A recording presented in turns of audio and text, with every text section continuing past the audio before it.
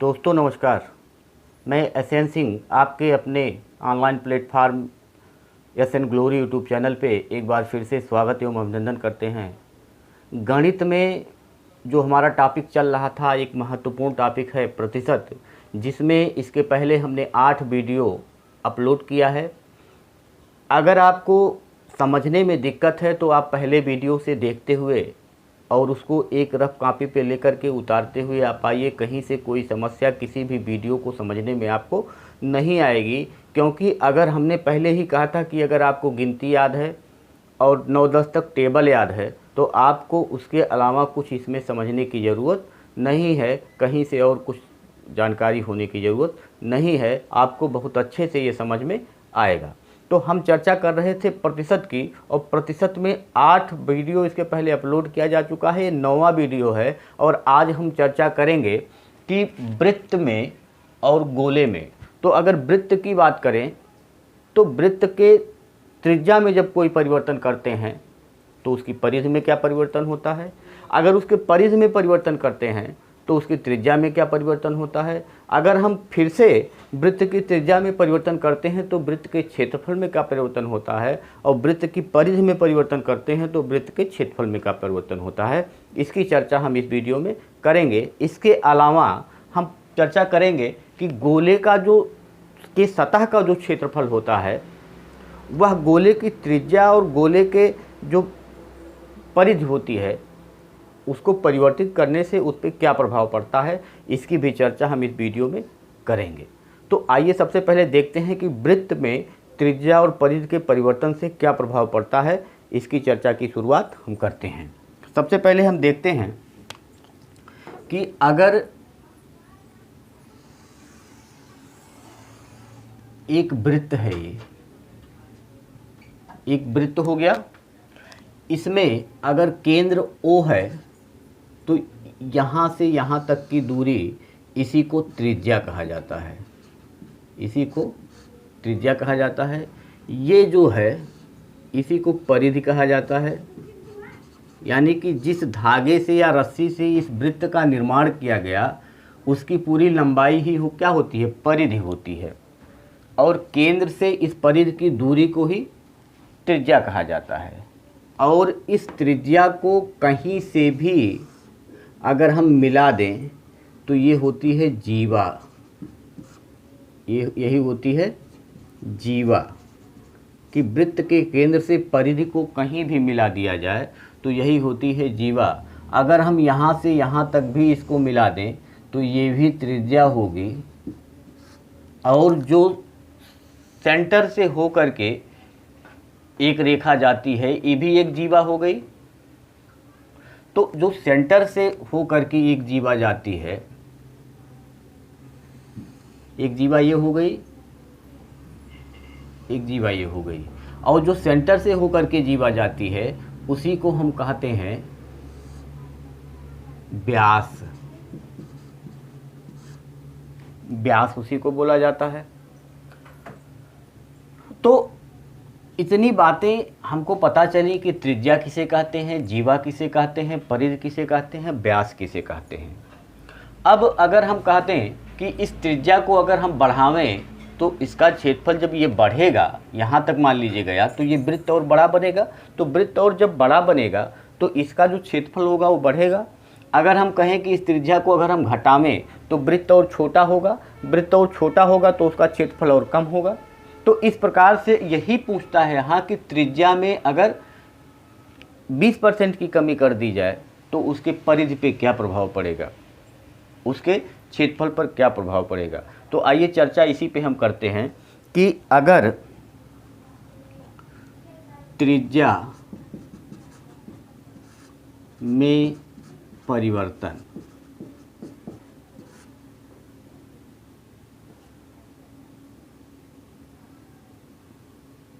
तो त्रिज्या में परिवर्तन जब करेंगे तो परिधि पर प्रभाव,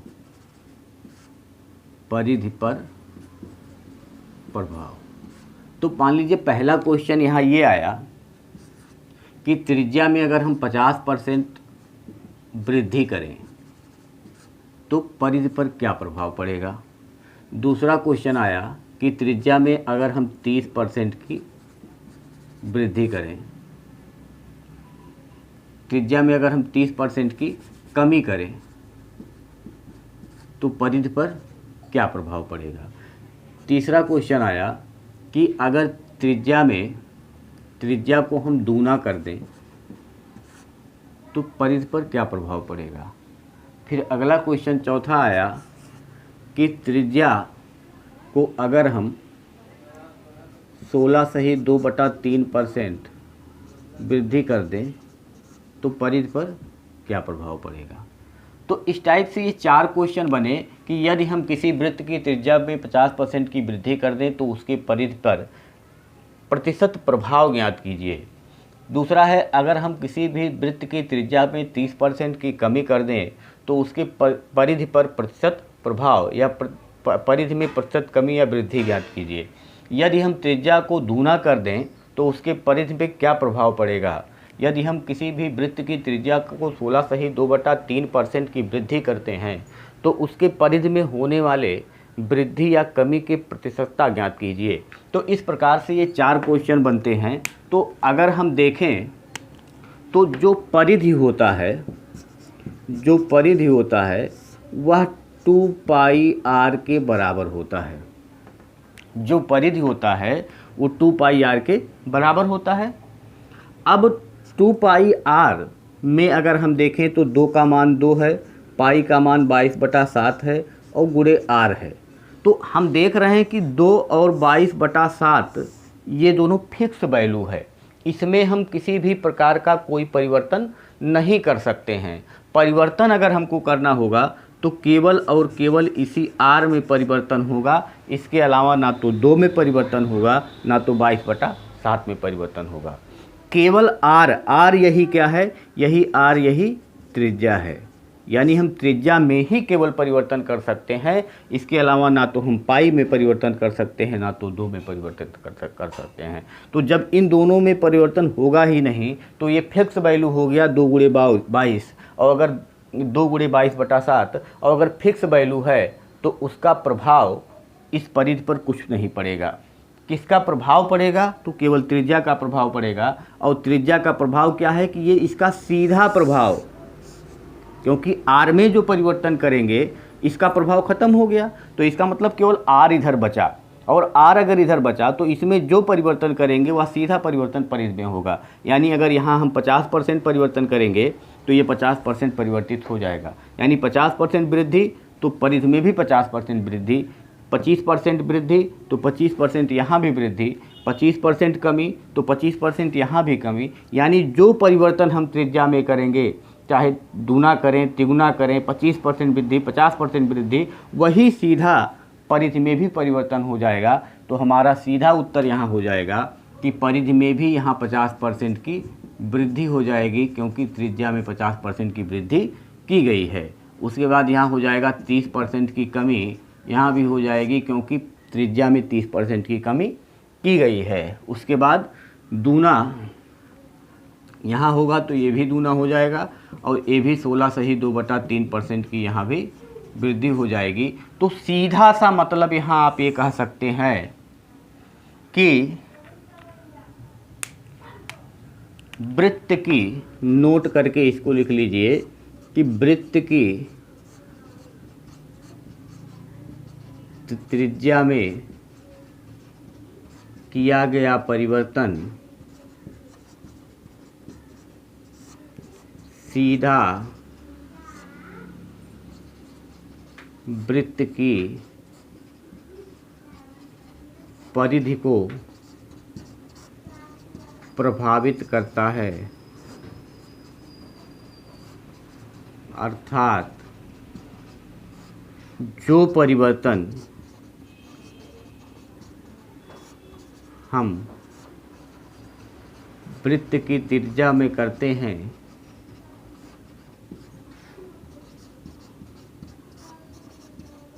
वही परिवर्तन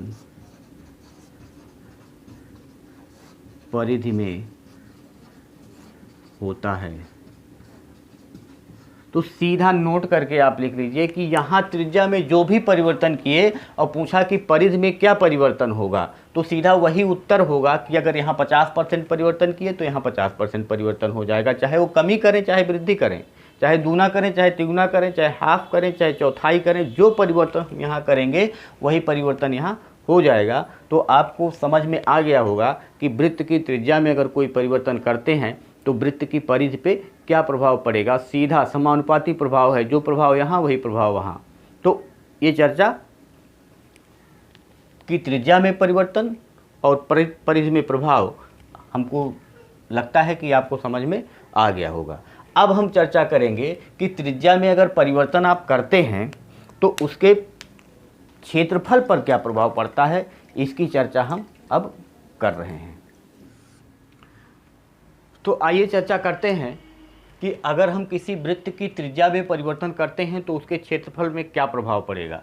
सबसे पहले हम चर्चा करेंगे कि अगर कोई वृत्त है तो वृत्त की त्रिज्या जो होती है, वृत्त का क्षेत्रफल जो होता है वो पाई आर स्क्वायर हो जाएगा। वृत्त का क्षेत्रफल का फार्मूला होता है पाई आर स्क्वायर। पाई का मान यहाँ 22/7 होता है और आर का मतलब आर गुणे आर होता है। जो फिक्स वैल्यू है वह क्षेत्रफल को कहीं से प्रभावित नहीं करेगा, क्योंकि इसमें हम कोई परिवर्तन नहीं कर सकते हैं। यहाँ भी 22/7 ही रहेगा, इसमें हम किसी प्रकार का कोई परिवर्तन नहीं कर सकते हैं। तो इसका मतलब इस 22/7 का प्रभाव यहाँ ख़त्म हो गया।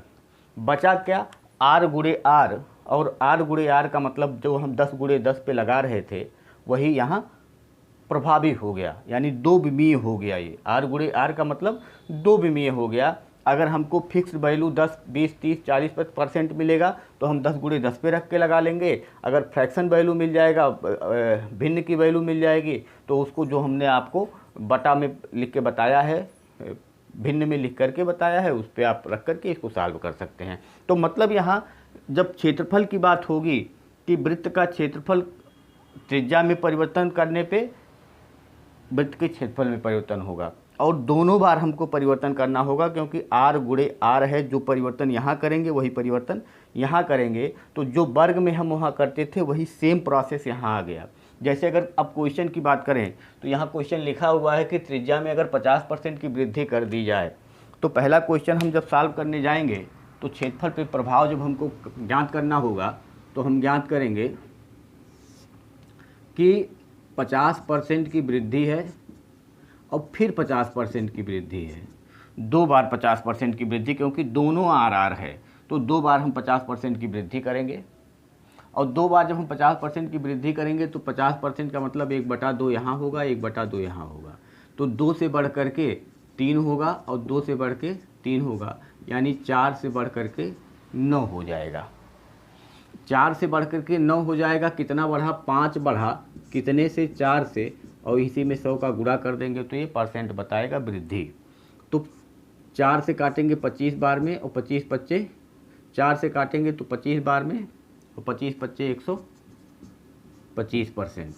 तो यहाँ हो गया पहले क्वेश्चन का आंसर 125% की क्या हो गई, वृद्धि, या पहले क्वेश्चन का आंसर हो गया। अगर दूसरे तरीके से इसको हम सॉल्व करने जाएंगे तो इसी क्वेश्चन को कह सकते हैं 10 × 10 बराबर 100, और जब 50% की वृद्धि होगी तो ये 15 हो जाएगा, ये 15 हो जाएगा, 15 15 ही हम 225, यानी कि यहाँ से आप देखेंगे तो 125% की क्या हो गया, वृद्धि हो गया, और यही हमारा उत्तर हो जाएगा एक लाइन में। फिर दूसरे, अगर दूसरे उसकी बात करें, दूसरे क्वेश्चन की, तो कहा 30% की कमी। अगर हम 10 × 10 पे इसको रखते हैं तो 10 × 10 बराबर 100 हो गया, और 30% की कमी का मतलब 10 का 30% 3 होगा, तो 3 कम हो जाएगा तो ये 7 हो जाएगा, ये भी 7 हो जाएगा, 7 7 49 हो जाएगा, यानी कि 51% की क्या होगी, कमी होगी, और यही हमारा उत्तर हो जाएगा। तो दूसरे का उत्तर हो गया 51% क्या हो गया, कमी, ये दूसरे का उत्तर हो गया। अगर हम क्या करें, दूना कर दें, त्रिज्या दूना कर दें, तो तीसरे को अगर हम समझने का प्रयास करें तो तीसरा क्या कह रहा है कि वृत्त की त्रिज्या को क्या कर दें, दूना कर दें। तो हम अगर 10 × 10 = 100 पे रख रहे हैं तो ये भी दूना हो गया, ये भी दूना हो गया, और इसका भी विषयम 400 हो गया। अब 100 से बढ़ के 400 हो गया, यानी वृद्धि जो हुआ वो कितने का हुआ, 300% का, और यही हमारा उत्तर हो गया। यानी कि यहाँ हो गया +300%। ये दूना करने पर 300% की वृद्धि हो जाएगी। अगर किसी वृत्त की त्रिज्या को हम दूना करेंगे तो उसके क्षेत्रफल में 300% की वृद्धि होगी, यानी उसका क्षेत्रफल क्या हो जाएगा, 4 गुना हो जाएगा, लेकिन वृद्धि क्या परसेंट की होगी, 300% की। उसके बाद अगर हम 16 सही 2/3% की त्रिज्या में वृद्धि करते हैं तो आप जानते हैं, ये चौथा क्वेश्चन है कि 16 सही 2/3 16 की क्या है, वृद्धि है, तो वृद्धि लग गया। 16 सही 2/3% की वृद्धि है तो वृद्धि लग गया। तो ये 16 सही 2/3 का मतलब 1/6 होता है, 1/6 होता है। वृद्धि का मतलब 6 से बढ़ करके 7 हुआ, और फिर 6 से बढ़ करके 7 हुआ, 6 × 36 और 7 × 7 = 49। यानी वृद्धि अगर देखें तो 13 की हुई। तो ये 13 की वृद्धि कितने पे हुई, 36 से बढ़ा ना, तो 13 की वृद्धि 36 पे हुई। 100 का गुणा करेंगे तो ये परसेंट बताएगा। इसको 2 से काटेंगे, 4 से काटेंगे तो 4 × 9 = 36, और इसको 4 से काटेंगे तो 25 बार में, और गुणा करेंगे तो 25 × 3 = 75, और फिर 25 से करने में 25 और 7 = 32, 325/9। अगर इसको हम काटेंगे तो 9 × 3 = 27, 5 × 9 = 54, 155/9, 9 36 सही 1/9% की क्या होगी, वृद्धि होगी। यही हमारा आंसर हो जाएगा।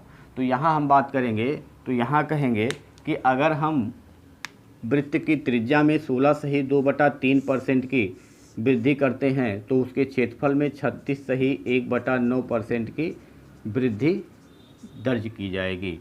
तो इस प्रकार से आप देखें कि अगर किसी वृत्त की त्रिज्या में परिवर्तन करते हैं तो उसका परिधि पे क्या प्रभाव पड़ेगा, और किसी वृत्त की अगर त्रिज्या में परिवर्तन करते हैं तो उसका क्षेत्रफल पर क्या प्रभाव पड़ेगा, इसकी चर्चा हमने इस वीडियो में, इस क्लास में किया। अब नेक्स्ट क्लास में हम अगला जो लेकर के आएंगे वह गोले की सतह का क्षेत्रफल। ये 1-2 विमीय में बाकी है, उसके बाद हम 3 विमीय घन, घनाभ, शंकु, बेलन, इन सब पे चर्चा करेंगे। तो आज के लिए इतना ही। धन्यवाद, नमस्कार।